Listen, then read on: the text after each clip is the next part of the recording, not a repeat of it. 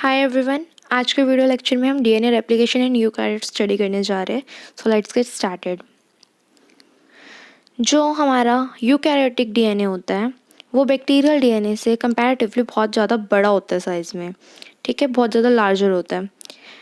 और DNA molecule अब इतना बड़ा है, वो न्यूक्लियस के अंदर ऑर्गेनाइज होने के लिए उसको क्या चाहिए होता है, कॉम्प्लेक्स न्यूक्लियो प्रोटीन स्ट्रक्चर्स, जैसे कि हिस्टोन प्रोटीन जो वहाँ पे लैक करता है प्रोकैरियोट्स में। यूकैरियोटिक रेप्लिकेशन रेगुलेट और कोऑर्डिनेट होती है किससे? सेल साइकिल से। मतलब सेल साइकिल का बहुत बड़ा मेजर रोल है। मतलब कौन सा फेज, एस फेज सिंथेसिस करेगा, G1 फेज में, अर्ली या लेट G1 फेज में क्या क्या स्टेप्स होंगे, क्या क्या प्रोसीजर होंगे, क्या क्या इवेंट होंगे, लाइसेंसेस कब होएगी, ये सब अभी आपको आगे पता चलेगा। इसी सेल साइकिल के कोऑर्डिनेशन एंड रेगुलेशन की वजह से एडिशनल कॉम्प्लेक्सिटी इंट्रोड्यूस हो जाती है रेप्लिकेशन प्रोसेस में। ओके, उसके बाद हमारा इनिशिएशन। इनिशिएशन में हमें क्या क्या चाहिए होता है? सिंपल, जैसे प्रोकैरियोट में हमें ओरिसाइट चाहिए थे, ओरिजिन ऑफ रेप्लिकेशन, जहाँ से हमें इनिशिएट करानी है अपनी रेप्लिकेशन, उसके लिए हमें एक सीक्वेंस चाहिए होगा, ori site, origin of replication, origin चाहिए होगा। बट वो ओरिजिन को हम यहाँ पे यूकैरियोट्स में क्या कहते हैं? ARS, autonomous replicating sequence. ये भी AT रिच रीजन होता है। सेम मैंने वहाँ भी बताया था, AT रिच में ही क्यों ओरिजिन होता है हमेशा, बिकॉज AT बॉन्ड बहुत ईजिली टूट जाते हैं as compare to GC, guanine and cytosine bond. वो ट्रिपल बॉन्ड होते हैं, ये डबल बॉन्ड होते हैं। तो जब बॉन्ड ब्रेक ईजिली हो जाता है, और जो बॉन्ड ब्रेक होने से, फॉस्फोडाइस्टर बॉन्ड ब्रेक होने से क्या हमें एनर्जी जो मिलती है, वही एनर्जी रेप्लिकेशन को फर्दर प्रोसीड करने में हेल्प करती है। ठीक है, ARS सीक्वेंस का एक और नेम है, अनदर नेम भी है, जिसको रेप्लिकेटर भी बोलते हैं। ठीक है, अब वहाँ पे हमारा सिंगल ओरिसाइट होता था प्रोकैरियोट्स में, बट यहाँ पे हमारे मल्टीपल ओरिजिन ऑफ साइट्स है। लीनियर डीएनए के मतलब 15 to 20 न्यूक्लियोटाइड गैप में दोबारा से एक ओरिसाइट मिल जाती है। ठीक है, यहाँ पे यूनिडायरेक्शनल है, वहाँ पे सर्कुलर डीएनए था, तो जब रेप्लिकेशन फॉक बनती थी तो एक यहाँ से और एक यहाँ से बाय डायरेक्शनल चलती थी रेप्लिकेशन, बट ये यूनिडायरेक्शनल है बिकॉज हमारा डीएनए कैसा है? लीनियर। ऑटोनॉमस रेप्लिकेटिंग सीक्वेंस को रिकॉग्नाइज करने के लिए वहाँ पे क्या चाहिए होता था? ओरिसाइट को रिकॉग्नाइज करने के लिए RRS, replication recognition sequence. But यहाँ पे क्या चाहिए हमें? क्या चाहिए? ORC, origin recognization complex. ये कॉम्प्लेक्स किससे रिकॉग्नाइज होता है? ये फर्दर काफ़ी सारे प्रोटीन्स का बना होता है। ये वहाँ पे DNA A और DNA C की तरह एक्ट करता है, जैसे प्रोकैरियोट में DNA A और DNA C एक्ट करता था। A किस लिए करता था? सुपर कॉलिंग के लिए प्लस रिकॉग्निशन के लिए, तो ये रिकॉग्निशन में हेल्प करता है। और जो C था वो क्या करता था? हेल्प करता था B को लोड आने में। सेम ये भी हेल्प करता है हमारे आगे जो हेलिकेज एंजाइम होगा MCM, उसको लोड होने के लिए। ठीक है, अब देख लो, ये है हमारा ARS रीजन जो AT रिच रीजन है, जिसको रेप्लिकेटर भी बोलते हैं। और ये टोटल कितना होता है? अभी अगर हम यीस्ट की बात करें, यीस्ट हमारे यूकैरियोटिक सेल है ना, यीस्ट की बात करें, यूनिसेलुलर यूकैरियोटिक सेल, तो उसमें 400 ARS सीक्वेंस होते हैं, इतनी ओरिजिन ऑफ साइट्स होती हैं। मल्टीपल हो गई ना। और ये जो ORC रीजन है, ये हमारा क्या है? ये इसकी वजह से हमें रिकॉग्नाइज होती है हमारी ओरिसाइट। ठीक है, और इसको कौन से प्रोटीन्स रिकॉग्नाइज करते हैं? ORC, origin recognition complex protein ही इसको वो करते हैं। और ये कितने टाइप्स के होते हैं? 6 टाइप्स के फर्दर ये प्रोटीन्स होते हैं, इसलिए इसको कॉम्प्लेक्स बोला है, क्योंकि काफ़ी सारे प्रोटीन से मिलकर बने हैं।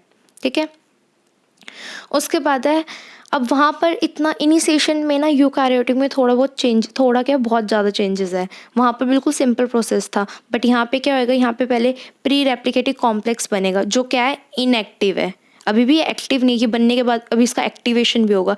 यही डिफरेंस है प्रोकैरियोटिक यूकैरियोटिक में। ठीक है, क्या होएगा? अभी हमने पढ़ा था ना कि जो हमारा सेल साइकिल है वो रेगुलेट और कोऑर्डिनेट करते हैं किसको? रेप्लिकेशन को। तो रेगुलेशन कैसे हो रही है? पर साइकिल पे, सिंगल साइकिल पे एक DNA रेप्लिकेशन कॉपी हो जाएगी, एक DNA कॉपी हो जाएगा। ठीक है, तो रेगुलेशन क्या इंश्योर कर रहा है? जो सेलुलर DNA है हमारा, वो रेप्लिकेट करेगा वंस पर साइकिल। ठीक है, तो रेगुलेशन के लिए जो प्रोटीन चाहिए होता है वो क्या होता है? साइक्लिन या साइक्लिन डिपेंडेंट काइनेज, CDKs। ठीक है, ये प्रोटीन चाहिए होता है। इसी की हेल्प से हमें, इसी की प्रेजेंस की वजह से हमें पता चलता है, एब्सेंस और प्रेजेंट डिटरमाइन करती है कि रेप्लिकेशन कैसे प्रोसीड हो रही है। अगर ये एब्सेंस हो गया क्यूबिडिनेन से, अभी आगे आएगा, ये देखो, साइक्लिन है, अगर ये एम फेज़ में, कौन से में, एम फेज़ में डिस्ट्रॉय होता है, किसकी हेल्प से, क्यूबिटिनिन प्रोटीन की वजह से। तो साइक्लिन हमारा डिस्ट्रॉय हो चुका है, तो इसका मतलब उसकी एब्सेंस हो चुकी है। तो एब्सेंस क्या अलाउ करेगी, जो हमारा आरसी है, रेप्लिकेटिव कॉम्प्लेक्स है ना, उसको लोड होने में, कहाँ पे, ओरी साइट पे। ओरी साइट क्या थी हमारी, ARS sequence, autonomous replicating sequence, ठीक है, उस पर लोड होने में हेल्प करती है, बट किस में, एब्सेंस में। तो जब तक ये प्रेजेंस है तो ये इसको अफेक्ट करता रहता है, मतलब ये लोड नहीं होने देता। इसके लोड के लिए हमें क्या चाहिए होगा, क्यूबिटिनिन। और ये कौन से फेज़ में होएगी, एम फेज़ में। अभी याद रखना यहाँ पे क्या क्या मेन आया, एम फेज़ में यूबिक्यूटिन की हेल्प से क्या होगा, जो हमारा साइक्लिन प्रोटीन है जो रेगुलेट करता है वो डिस्ट्रॉय हो जाएगा, और इसी की एब्सेंस में हमारा क्या होएगा, जो आरसी है, रेप्लिकेटिव कॉम्प्लेक्स है, वो लोड हो जाएगा रेप्लिकेशन इनिशिएशन साइट पर, ठीक है। इसी इवेंट को, इसके लोड होने को और इसके कॉम्प्लेक्स के फर्दर वर्क करने को क्या बोलते हैं, इस इवेंट को लाइसेंसिंग। प्री रेप्लिकेटिव कॉम्प्लेक्स का बनना और सेल को प्रिपेयर करना रेप्लिकेशन के लिए, इसको, इस इवेंट को क्या बोलते हैं, लाइसेंसिंग, ठीक है। उसके बाद हमारा प्री रेप्लिकेटिव फॉर्म बनता कैसे, इसमें दो एंजाइम्स, दो बेसिकली प्रोटीन्स होते हैं, दो तरह के। कैसे, एक हो गया हमारा हेलिकेज प्रोटीन, जो हमारी हेलिकेज एक्टिविटी शो करेगा, वो तो है हमारा MCM। वहाँ पे क्या था, हेक्सामेरिक, और हेक्सामेरिक किसका बना हुआ था, B एंड C का, ठीक है। ये हमारा, ये सेम B की तरह काम करेगा। ये MCM क्या होता है, मिनी क्रोमोसोमल मेंटेनेंस प्रोटीन। क्या करता है, ये बहुत स्मॉल स्ट्रेच होता है, जो फर्दर DNA पॉलीमरेज की हेल्प से न्यूक्लियोटाइड, इसकी मतलब इसी को देखकर, इसी की स्ट्रेच की वजह से न्यूक्लियोटाइड ऐड ऑन होते जाते हैं DNA पॉलीमरेज की हेल्प से, ठीक है। सीक्वेंस होता है बहुत छोटा सा। MCM में आगे फर्दर कितने प्रोटीन है, MCM2 टू MCM7, ये अलग अलग टाइप के प्रोटीन है। इसी वजह से इस कॉम्प्लेक्स को क्या बोला गया, हेट्रो हेक्सामेरिक 6 है। कॉम्प्लेक्स इसलिए क्योंकि एक नहीं है, बहुत तरह के है, बहुत सारी चीज़ें इसमें, 2 to 7 हेट्रो हेक्सामेरिक कॉम्प्लेक्स, ठीक है। लोडर प्रोटीन जो लोड करने में हेल्प करते हैं, तो हेलिकेज हो गया प्रोटीन, ये लोडर। वहाँ पे लोडर A और C था, इसी की वजह से रिकॉग्नाइज होके हमारा लोड हो रहा था, कौन से पे, ORC रीजन पे, सेम वही ओरिजिन रेप्लिकेटिंग कॉम्प्लेक्स, ओके। तो ये दो तरह के होते हैं, CDC6 CDT1। CDC किसके लिए स्टैंड कर रहा है, सेल डिवीजन साइकिल, ठीक है। और CDC10 डिपेंडेंट ट्रांसक्रिप्ट 1। ये दोनों क्या होते हैं प्रोटीन, जब ओरी साइड से ये, मतलब ये वाला जो पूरा वो होता है ना कॉम्प्लेक्स, MCM के साथ ये दोनों जब मिलते हैं, ये ओरी साइड को डिटरमाइन करते हैं, ठीक है। डिटरमाइन ये करते हैं, अभी भी ये इनएक्टिव में है, इनएक्टिव स्टेट में, अभी भी ये एक्टिव नहीं हुए। डिटरमाइन होते हैं ये अर्ली G1 फेज में, और उसके बाद लोड होते हैं लेट G1 फेज में, ठीक है। पहले तो ये जाके ऑरी सीक्वेंस पे बाइंड करेंगे और ये ऑरी साइट का मतलब रिकॉग्नाइज कर लेंगे, ठीक है। ऑरी साइट रिकॉग्नाइज होने के बाद ये लोड भी होंगे उस साइट पर। लोड कब होते हैं, लेट G1 फेज में। डिटेक्ट करते हैं, रिकॉग्नाइज करते हैं अर्ली G1 फेज में, एंड लोड होते हैं लेट G1 फेज में। उसके बाद ये देखो, ये जो पर्पल वाला है ये है हमारा MCM यूनिट, ये भी MCM, दो MCM यूनिट है, ठीक है। M वाली कितनी है, 2। उसके बाद ये हमारा, ये ब्लू वाला क्या है, CDC6, ठीक है, ये भी 2 है। उसके बाद ये जो है ना, सॉरी CDT1 है ये, तो ये जो बीच में है रेड वाला ये है CDC6, ये 1 है। तो कैसे है, इसमें 2 MCM है, 2 CDT1 है और 2 CDC6 है। जब ये कॉम्प्लेक्स बनता है तो ये अभी भी इनएक्टिव है, इसी को हम बोलते हैं प्री रेप्लिकेटिव कॉम्प्लेक्स, क्योंकि रेप्लिकेटिव होता तो अब तक ये हेलिकेज एक्टिविटी शो कर देता। अभी भी MCM जो हमारा हेलिकेज प्रोटीन है वो इनएक्टिव है, ठीक है। आगे क्या होगा, ये G1 फेज की बात हो रही थी, उसके बाद जब S फेज स्टार्ट हो रहा होगा उसमें एक्टिवेशन होगी प्री रेप्लिकेटिव कॉम्प्लेक्स की। कैसे, हमारे जो सेल डिवीज़न काइंड जो क्या था, ये था, एक मिनट, CD केस था, ये वाले protein cyclin dependent kinase and BDF4 dependent kinase, ये दोनों काइनेज है, ये दोनों काइनेज है। काइनेज की एक्टिविटी क्या होती है, ये हेल्प करता है बाइंड में, और दूसरा फॉस्फोराइलेशन में। फॉस्फोराइलेशन मतलब जब ये फॉस्फोराइलेशन करेगा ना, तो जो हमारा पहले से बाइंड था प्रोटीन, ये वाला CDT1 CDC6 ये एंड MCM, इसमें ये क्या करेगा, ये इनको रिमूव करता है। कैसे रिमूव करता है, यहाँ पे देखो, CDT1 रिमूव हो जाएगा, CDC6 रिमूव हो जाएगा, और जो ORI साइट को रिकॉग्नाइज करने के लिए ORC साइट पे बाइंड हुआ था, ORC कॉम्प्लेक्स, वो वाला भी रिमूव हो जाएगा। ये 3 रिमूव हो जाएंगे यहाँ से। जो हमारा MCM है वो एक्टिवेट हो जाएगा फॉस्फोराइलेशन के बाद से। ठीक है, फॉस्फोराइलेशन करते हैं, काइनेज है ना, इसलिए एक्टिवेट हो जाएगा। इसी एक्टिवेशन की वजह से यहाँ पे क्या ब्रिंग कर देगा वो, CDC45 एंड GIN। ये दोनों प्रोटीन अब क्या करेंगे, ये दोनों प्रोटीन, MCM तो यहाँ पे ऑलरेडी है, बस यही रिमूव नहीं हुआ ना, MCM तो ऑलरेडी है, MCM के साथ जाके बाइंड कर देंगे ये दो CDC45 एंड ये एक ब्लू वाला GIN प्रोटीन, यहाँ पे बाइंड कर देंगे, और यहाँ पे हेलिकेज एक्टिविटी शुरू हो जाएगी, रेप्लिजोम बन जाएगा, ये रेप्लिकेशन बबल है। ठीक है, अब क्या बना, ये पूरा मैच्योर रेप्लिकेटिंग कॉम्प्लेक्स, और DNA की मेल्टिंग स्टार्ट हो जाएगी। ओके, उसके बाद है जब हेट्रोहेक्सामेरिक हेलिकेज एक्टिविटी चल रही है, तब क्या होगा, रेप्लिजोम बना। एक रेप्लिजोम में 2 फॉक होता है, पहले बताया था, ऐसे होता है ना रेप्लिजोम, ऐसे बबल की तरह, एक फॉक ये रही, एक फॉक ये रही। ठीक है, एक रेप्लिजोम में क्या होएगा, 2 रेप्लिकेशन फॉक होगी। जो वहाँ पे सिंगल सेल बाइंडिंग प्रोटीन थे, जो स्टेबलाइज कर रहे थे किसको, स्ट्रैंड को न्यूट्रलाइज कर रहे थे, ताकि वो वापस से रिवाइंड ना हो जाए, यहाँ पे कौन से होंगे, उसी को बोलेंगे, उसका नेम है रेप्लिकेशन प्रोटीन A। यहाँ पे SSB कौन है, replication protein A। Topoisomerase same DNA गाइरेज, वो सुपर कॉइलिंग को रिलैक्स करेगा। उसके बाद एलोंगेशन, अब रेप्लिकेटिव कॉम्प्लेक्स बन गया, प्री रेप्लिकेटिव भी बन गया और रेप्लिकेटिव भी बन गया, मतलब इनएक्टिव और एक्टिव दोनों बन गया, हेलिकेज हो गया, DNA मेल्ट हो गया, SSB protein replication protein bind कर गया, और उसके बाद क्या हो, टोपोआइसोमरेज ने रिलैक्स कर दिया। अब एलोंगेशन का स्टेप है, वहाँ पे हमारा को प्राइमर देना पड़ता था, वहाँ पे हमें RNA प्राइमर देना पड़ता था ना, बट यहाँ पे हमें प्राइमर नहीं देना पड़ा, यहाँ पे DNA में ही एक यूनिट है। अब ये देखो आगे है, DNA में ऑलरेडी अल्फा यूनिट है। कैसे DNA पॉलीमरेज एंजाइम कैसे होते हैं, देखो प्रोकैरियोट में DNA पॉलीमराइजेशन जो प्रोसेसिविटी है ना, वो क्या होती है, प्रोकैरियोट्स में 5 टाइप के DNA पॉलीमरेज होते हैं।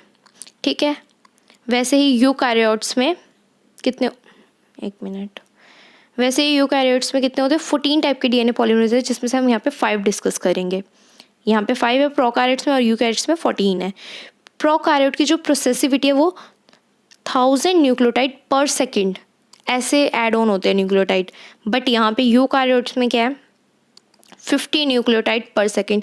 ये प्रोकैरियोट्स की प्रोसेसिविटी का 1/12 है। ठीक है, अल्फ़ा जो यूनिट होती है DNA पॉलीमरेज में, अल्फ़ा यूनिट भी थी ना, जो हमने DNA 3 का स्ट्रक्चर करा था पहले, उसमें हमने यूनिट्स पढ़ी थी ना, टाउ रीजन, अलग अलग सब यूनिट्स थी। वैसे यहाँ पे एक अल्फ़ा यूनिट है जो RNA प्राइमर का भी काम करती है, मतलब वो प्राइम करके देती है DNA पॉलीमरेज, ताकि वो प्राइम करके देती है ताकि DNA पॉलीमरेज आगे क्या कर सके, फर्दर न्यूक्लियोटाइड ऐड कर सके। ठीक है, जो अल्फ़ा यूनिट होती है वही क्या प्रोवाइड कराती है, PCNA क्लैम्प, जिसको हम रेप्लिकेशन फैक्टर C भी बोलते हैं। PCNA क्लैम्प क्या होता है, सेम ये बिल्कुल एनालॉग है किसके, बीटा क्लैम्प की तरह। जैसे वहाँ पे बीटा क्लैम्प लोड होता था DNA पॉलीमरेज 3 पे, जो DNA पॉलीमरेज को होल्ड करता था ताकि वो फॉल अप ना हो, वैसे यहाँ पे PCNA क्लैम्प है। ठीक है, जिसका सीक्वेंस सेम मिलता है गामा यूनिट से। इसमें बहुत सारे यूनिट है, अभी आगे पढ़ेंगे। अल्फ़ा के बारे में पढ़ लो पहले। अल्फ़ा क्या है, PCNA क्लैम्प प्रोवाइड कराते हैं, जिसको रेप्लिकेशन फैक्टर C भी बोलते हैं, और ये किससे मैच होता है, गामा सीक्वेंस से। अब एक एंडोन्यूक्लियस एंजाइम होता है FIN1। ठीक है, ये क्या क्लीव करता है, RNA प्राइमर। वहाँ कौन करता था, DNA पॉलीमरेज 1, ये प्राइमर को रिमूव करता था, बट यहाँ FIN1 एंजाइम करता है, और सेम DNA लाइगेज वापस से रिसील कर देता है। ओके, उसके बाद अब ये रहा स्ट्रक्चर, मतलब फंक्शन एंड एक्टिविटी।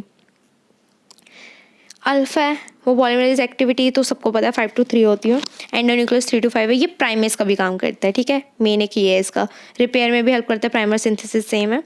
जो बीटा है, बीटा क्या हेल्प करती थी, पॉलीमराइजेशन एंड रिपेयर में। Gamma same polymerisation and mitochondrial DNA replication. Mitochondria में भी तो डीएनए होता है ना अपना, उसकी रेप्लिकेशन कौन कराता है, मतलब उसमें न्यूक्लियोटाइड एड ऑन रेप्लिकेशन कौन कराता है, ये गामा वाली यूनिट। गामा मतलब यहाँ पर तो मेजर जो है, जो सेल में, जो सेल के न्यूक्लियस के अंदर रेप्लिकेशन चल रही है, उसमें तो मेजर यूनिट डेल्टा और एलिप्सोन है, ये दोनों ही न्यूक्लियोटाइड प्रोसेसिविटी ज़्यादा करते हैं, मेजर फंक्शनिंग यही करती है। लेकिन जो माइटोकॉन्ड्रियल है उसमें कौन है, गामा यूनिट।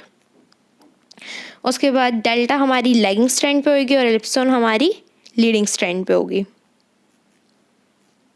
टर्मिनेशन है, स्टेप एलोंगेशन हो चुका है। अब एंड कैसे होगा, टर्मिनेशन होएगी कैसे, वहाँ पे तो टर साइट था, टस प्रोटीन था, यहाँ पे क्या होगा, जब क्रोमोसोम है ना, जब उसको टर्मिनेशन वाली सीक्वेंस पे आता है, वो एंड पे आता है, तो एंड में ये लीनियर क्रोमोसोम है तो वहाँ पे एक सीक्वेंस होता है, कैसा, टीलोमेयर सीक्वेंस, रिपीटेटिव सीक्वेंस होता है। वो क्या है, वो बिल्कुल नॉन फंक्शनल सीक्वेंस है, मतलब वो कोई भी जीन के लिए कोड नहीं करता, ठीक है।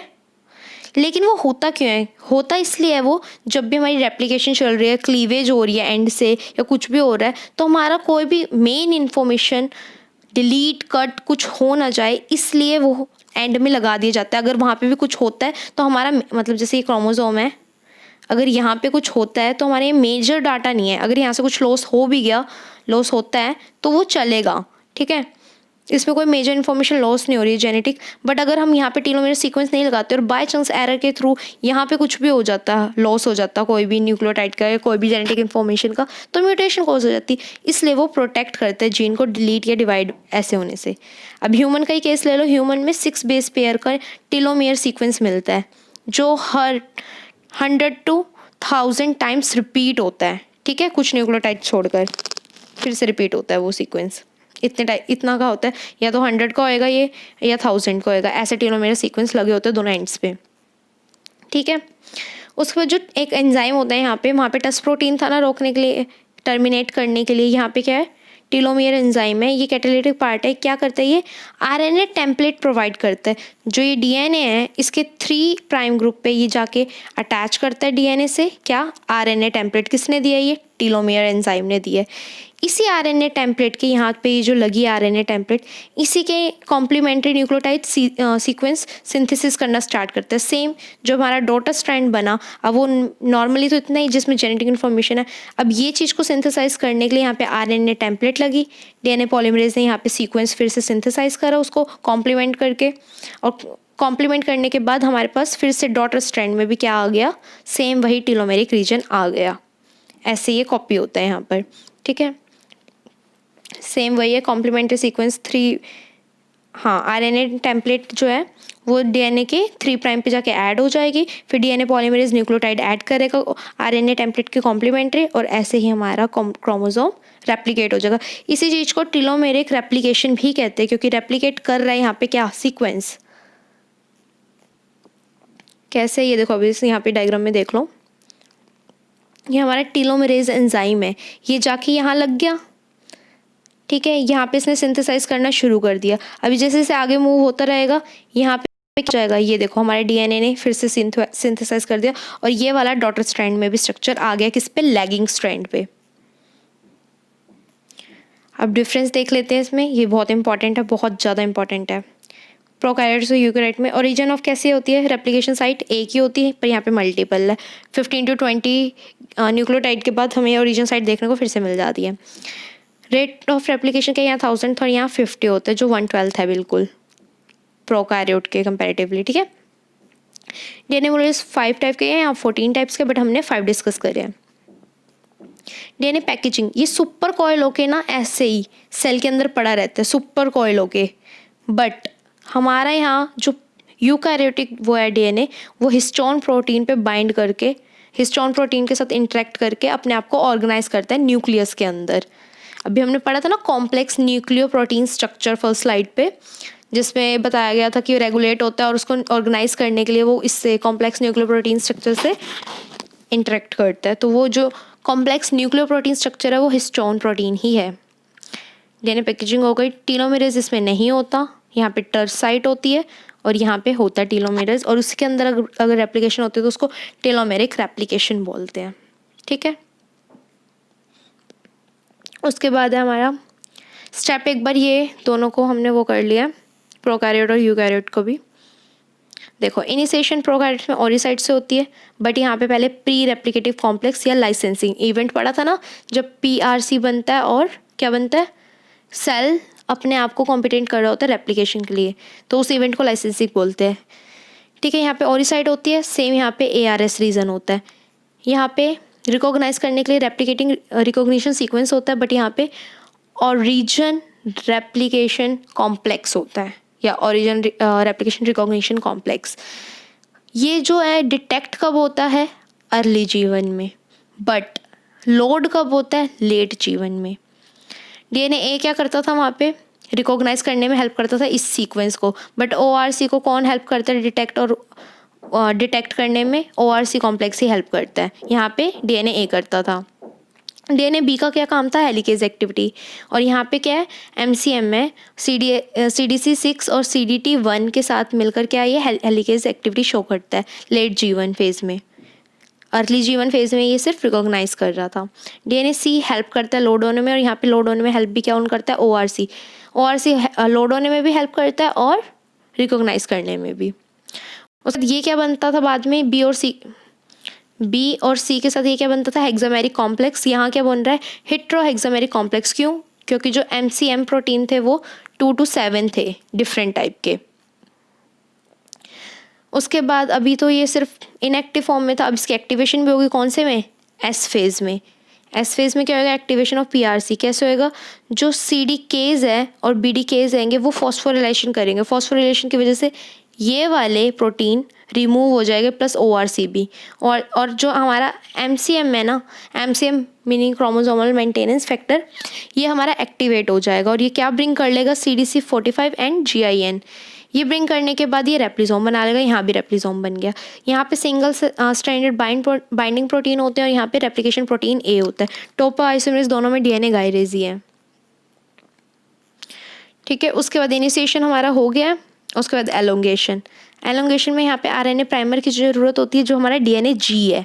जैसे एग्जाम्पल हो गया इसका क्राइमेज, बट यहाँ पे जो डीएनए पॉलीमरेज है उसी की अल्फा यूनिट प्राइमर का काम करती है। ठीक है, उसके बाद हमें न्यूक्लियोटाइड ऐड करने के लिए वहाँ पर डीएनए पॉलीमरेज 3 चाहिए होता है, और यहाँ पे हमारी डेल्टा यूनिट है वो लैगिंग में काम करती है, और जो एलिप्सन यूनिट है वो हमारी लीडिंग स्ट्रैंड पे को न्यूक्लियोटाइड प्रोवाइड करती है। ठीक है, वहाँ पे बीटा क्लैम्प था डीएनए पॉलीमरेज को होल्ड करने के लिए, यहाँ पे PCNA क्लैम्प पे डीएनए पॉलीमरेज को होल्ड करने के लिए। और ये कौन प्रोवाइड कराता है हमें, ये प्रोवाइड कराता है हमें अल्फा यूनिट। ठीक है, जो डीएनए पॉलीमरेज 1 है वो एंडोन्यूक्लियस का काम करता था, प्लस प्राइमर को रिमूव भी करता था। प्राइमर को क्या करता था, वो रिमूव। और जो हमारा फिन1 एंडोन्यूक्लियस है यहाँ पर ये प्राइमर को रिमूव करता है। प्रोकैरियोट्स में टर्मिनेशन टर्साइट से होती थी, टस प्रोटीन से होती थी, बट यूकैरियोट्स में टीलोमेरिक सीक्वेंस होता है या टीलोमेरिक रेप्लिकेशन भी कहते हैं, उसमें टीलोमेरेज एंजाइम होता है।